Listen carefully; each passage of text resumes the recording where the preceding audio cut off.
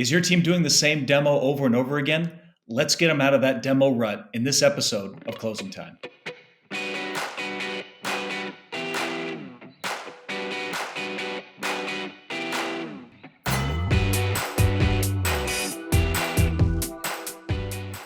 Thanks for tuning in to Closing Time, the show for go-to-market leaders. I'm Dave Osborne, Chief Sales Officer at Insightly, and I'm joined today by Kim Cram, a sales consultant and coach.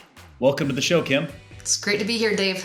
Now, Kim, I heard you say the phrase, don't just hit the play button on a live demo, and that resonated with me as a sales leader. So interested to learn a little bit more about when and where you see that happening and what that means to you. Yeah, I see it all the time, whether it's own reps or it is one of those that you're actually receiving the demo.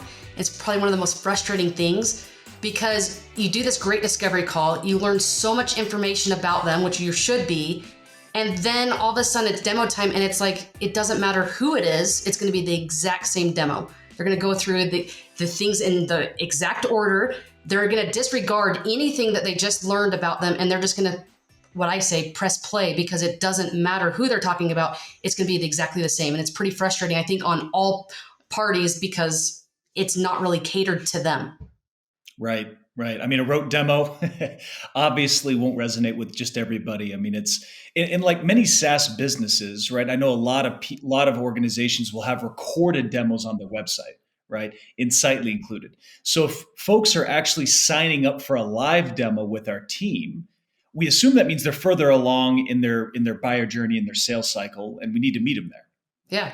A recorded demo there's a perfect place for it. Like you talk about on the website, let someone be able to get a feel for and what's going on. On the flip side, this is your chance to be able to now cater it to the specific person that's in front of you.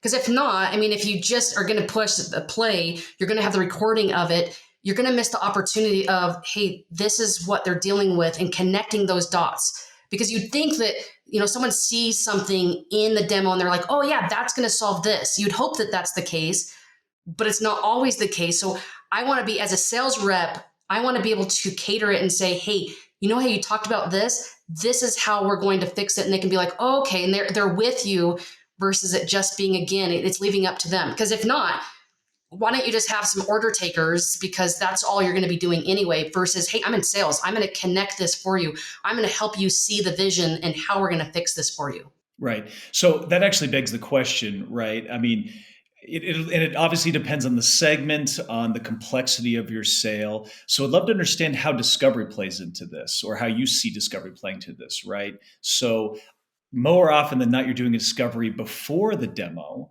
right? And you probably want to recap what you learned prior to showing them the demonstration to make sure that it's resonating, right? So is that, I'd love to kind of hear how you think about that, or how you coach individuals to do that. Absolutely. So, I mean, in the discovery, you have your list of things that you need to understand, not necessarily like a list of, check boxes that you're just trying to learn, but you're trying to understand and where they are and how they think in all of these different areas. Now it's time for the demo. And usually, like you said, it is happening before. And maybe there's a couple days, maybe there's a week that passes by before, between those. So one of the things I like to do is always have, like, my first slide is a list of, here's the things that I heard, here's the things that you're dealing with, and here's the things that you're trying to fix, and go through those each individually. Now, I always cringe if I'm like with a sales rep and they just say, hey, anything on this list? And they just like kind of point to it and like, anything, are we good? Like, oh yeah, we're good. And they move on. It's a missed opportunity, because instead of doing that, I want to go through each individual point. Hey, you talked about that. This is what you're dealing with. This is one of the things that's frustrating you the most because it's having this impact. And go through each of those and just make sure, like, is there anything else I missed? Anything else you'd like to add to this? So we can get on the same page quickly, because again, there's been a gap between discovery and demo. The other thing that I've seen a lot is it's usually there's like more people that come onto this call. Maybe I do it a one-on-one with the discovery. Now I've got 2 or 3 people that are on there. This is also my way to say, hey, these are the things that we covered. Is there anything else on this list that you would like to add, or that's not important to you? Like, how would you look through these? So it's, again, a way that not just for the person I did the discovery with, but also with all those other people that maybe added to, and now they have a chance to be able to say, oh, well, this isn't that's not really important to me. I'm this person. I'm like, okay, well, what things would you add? So it helps us to be able to get on the same page before I go into demo mode. Right, makes perfect sense. So I guess when you think about it, it's twofold, right? So number one, validating that I heard you loud and clear during that initial discovery phase, and validating that this is the right stuff that is going to resonate with you. And then part two is, and I mean, we're seeing this more now than ever, where the complexity of a sales cycle, the number of decision makers that are going to be involved, continue to grow throughout the process. And so if you have new additional folks joining the demo, getting them caught up to speed as soon as possible, and then also adding new things to the list of requirements that may not have been there before. Absolutely. Yep. You nailed it. So when you go through this process, and we validate where we're at, right, and we understand what are the requirements, what are the things that are most important. How do you go about prioritizing that demo, the consequent demo, right? Like, are we going from the top priority requirements to the bottom? Is it end to end? Curious to see how you set up that agenda and execute. Yeah, it kind of depends. I mean, I don't necessarily just say, hey, I'm going to go to the very top first and start to engage there. I don't necessarily also want to just leave it to the end. It just kind of depends on what is the best flow for it. But I do want to make sure that I'm focusing in on those. But I will say that as you go through that demo, you're constantly referring back to, hey, you know how you talked about that this was your biggest frustration? We're going to focus in on this and let's talk about how we've been able to solve this for others that have that same frustration, and go through it and like, okay, can you see how that's going to help you, and be able to engage with them on the specific thing that they talked about, not just, all right, here's how this works. And you're almost like doing a training. You're like telling them, and then you do this, and then you do this, and you do this. And like, any questions? Like, no, like cut that out. Like, have it focused in on who they are and what those pain points are. And then focusing in like, all right, let's talk about how we're going to solve that specific thing. And here it is. So I would say a combination of, making sure that you touch all those pain points, but what also is a good flow, because some things are going to build up and you like tell them like the thing that is the thing they wanted most, but they don't really understand it if you don't start at a different place. So it's kind of figuring out what's the best flow with what's most important. Right, makes sense. And obviously, having the discipline to not spend time on features that may not resonate, right? I think one of the call outs that I've noticed when you have maybe a junior rep or someone who's not as experienced is, if the person you're demoing to, you're showing the features that you like the most, but maybe aren't resonating the most. And then the person says, hey, Dave, that's really cool. But that to me was always the kiss of death, when they're like, that's a really cool feature, but cool isn't necessarily what's going to cause them to buy, right? Yep. Yep. Yep. Hey, that's neat. That's cool. Like, cool never is the thing that they're going to buy. And they're never going to spend That's money. not I what we mean, want to hear. no, I mean, if they have endless amounts of cash, maybe, and they're just like, oh, that was so cool. I'm going to, buy this because I like Johnny and he showed me cool things, but it doesn't solve anything. One of my rules of thumb is, if you don't know how it applies to them specifically, you can't show it. Now, there's going to be things that you didn't discover in the discovery call. And you get to this and all of a sudden you're like, it is your favorite part. And it is something that resonates with a lot, but I don't know how it applies. So I'm going to do a deeper dive. Hey, we didn't talk about this before. How, are you guys dealing with this problem? Or is this something that you guys are frustrated with? If the answer is yes, I may dig a little bit deeper with it and say, tell me a little bit more about that. Why is that such a problem for you? Just so I can be able to get some context. And then I'm going to go into, okay, exactly what you just talked about. That's how we solve this. And then I'll go through it. Now, if the answer is no, I may not just skip it, just say, okay, never mind, and move on.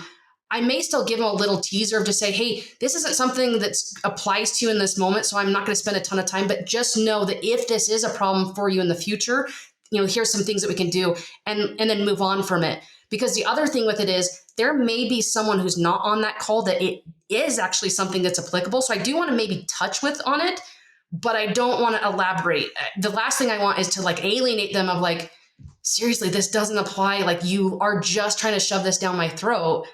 No, I want this to be something that's relevant. Again, I'm focusing in on them and what matters to them. That's what my demo is. It's not, this isn't about me. It's about them. So make it about them. 100%. I found that another trap, well, a potential trap that people can fall in, is if your company sells a platform or sells multiple products, Yep. right? Kind of there's a give and take, right? Where you want to make sure they understand the breadth and depth of your offering, but maybe this particular meeting is about a very specific solution that you're selling. So, kind of, how do you think about that balance between making sure that this customer is aware of the holistic nature of what we provide versus focusing in and honing in on you personally are here to evaluate this particular solution and diving deep into that.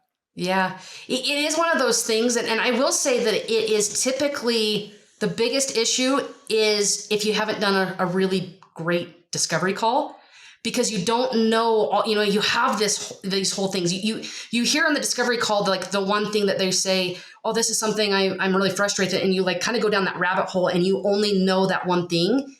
And you've missed the opportunity of, hey, what are the other things? Because as you know, people are more likely to buy if you're solving more than just one. If you have 2, 3, 4 things, not only will you be able to sell them, but you also, now you have this stickiness of like, hey, they're solving all these things for me.